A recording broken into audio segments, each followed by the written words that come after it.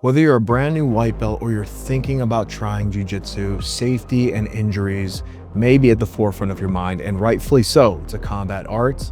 Sometimes injuries come with the territory, but there are things we can do to mitigate this. And not only am I going to cover techniques, I'm going to cover behavioral habits that will keep you safe on the mats so that you can enjoy injury-free training, especially as a newbie. So if that sounds like you're in the right place. Let's dive in.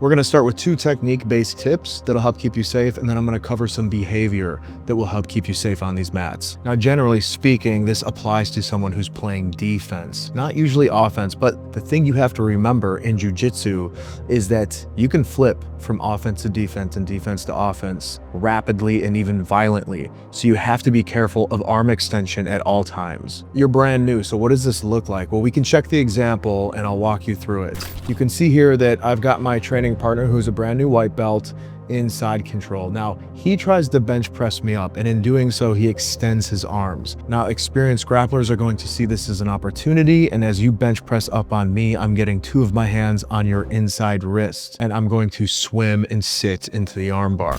And this only happened because you tried to push me away by extending your arms. Typically what you want to use is frames here rather than complete arm extension. That's a whole nother video, but trust me when I say, and put this in the back of your mind, a stretched arm, an extended arm is a broken arm. When you straighten your arms out fully like that, especially when you're playing defense, you are putting yourself into the position of an armbar. Essentially, an armbar is when your arm is fully locked out, and then we apply pressure in the opposite direction in the way the arm doesn't bend. Well, if you straighten your arm all the way out for me, you're doing a lot of the work for me anyways. I just have to finish it. So there's not a lot of opportunity there. There are some moments where arm extension is okay, but that's going to come further down the road. So if you're brand new, watch the full-on arm extension. You're much better off leaving your arms in nice and tight to your body, to your face, utilizing your elbows to create space, utilizing your forearms to create space, rather than trying to bench press someone away. Try to keep your arms tight to your body and you'll be much more safe. Our next point is knowing when to tap, and this should be instinctual because it's based off pain and discomfort, but every now and then you're gonna get a stubborn white belt. You may be this stubborn white belt where you just refuse to tap and you are playing with fire, especially if you're in a joint lock. Now, chokes, on the other hand, that's a whole nother thing, and if you want to try to fight through a choke, I don't necessarily have a problem with that. I've been choked unconscious before. It doesn't hurt. You just fall asleep and you wake back up, and it's usually pretty confusing. Now, joint locks, they're designed to break that bone, that joint. So if you're playing around with this and you're taking it too far, you can obtain some injuries that are going to change the way you feel for the rest of your life.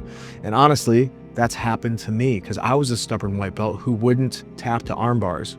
And now I've had surgery on my left arm for bone spur removal, and I'll probably have to do the same thing on my right arm and my elbow because I wouldn't tap to arm bars and my arm would get hyperextended. Now, luckily, my training partners would realize what's happening and let go before my arm was breaking, but it still was hyperextended way too many times. And that comes from a stubborn mindset. So as we check the example, I want to work through a rule of thumb with you. We can see here that in the arm bar, my training partner is fighting the arm bar. His arm is bent.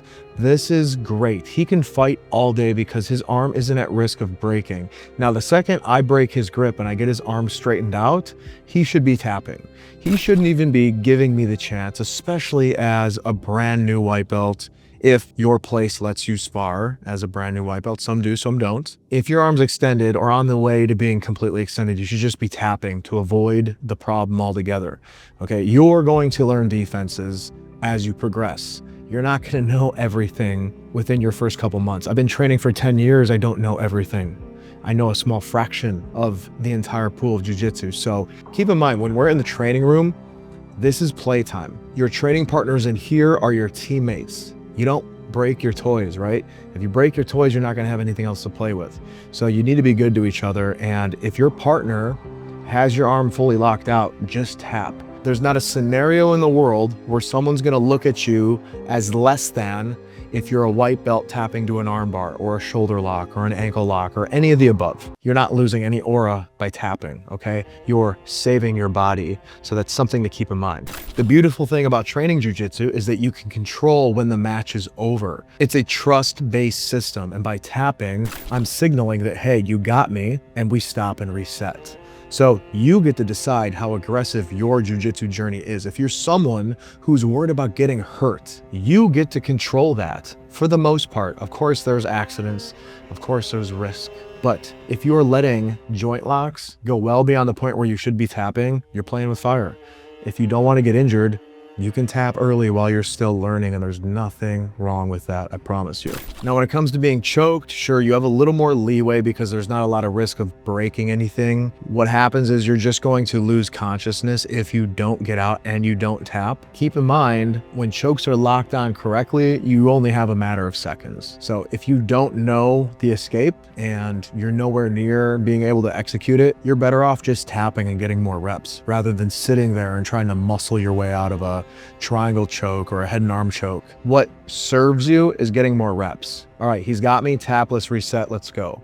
He's got me, tap, reset, let's go. Let's get more reps. If I'm constantly trying to eat chokes as a brand new white belt, and don't get me wrong, I love trying to eat chokes once you have the experience. There's a lot of value in that. And it's also good for your training partner to make adjustments and make their choke better on the fly. But as a brand new white belt and you're in a place where they allow you to spar, just tap and get the reps. There's nothing wrong with that.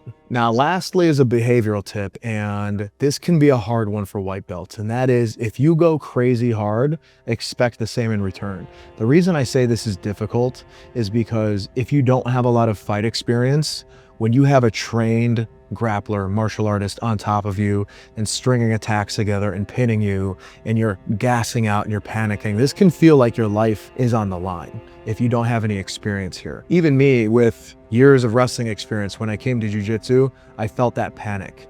Once I felt people encroaching on my neck and isolating arms and locking out joints, and it would initiate an adrenaline response for me, and I would fight really, really hard. And I couldn't figure out why the brown belts and the black belts would go extra hard on me. It felt like I was just being annihilated for no reason, but they were teaching me a lesson.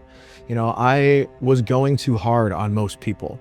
And it wasn't because I wanted to be mean. It wasn't because I wanted to create waves.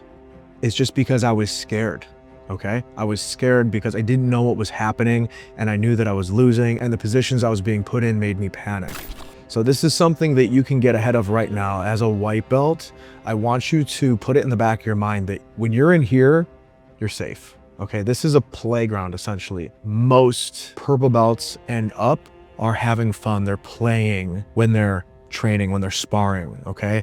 White belts and even sometimes blue belts can still be a bit aggressive because that adrenaline hits and it amps things up. But that's because it's an uncontrolled response, and a lot of people aren't aware of this. If you're aware that it can happen and you're aware when it happens, you can begin to work on it much earlier on. There's a phrase I like to say to any white belt that'll listen, and that's trying to find peace in the panic. If you're stuck under a mount or a pin and you're being smothered, instead of trying to dump all your energy into getting out just so you can gas out further and get stuck there and panic even more, try to breathe and calm down and relax and see if your training partner, your opponent, will move. And in moving, because they want to transition to something else, all of a sudden that pin is gone and you can try to escape. A lot of times pins, which really freak out new people, can feel daunting in a way. It can feel encroaching. It can feel like an impending doom, but a lot of times pins are just used to gas you out, and then the submission comes after that. But guess what? To get into the submission, you have to move. And as I've said in the past, there's opportunity in movement.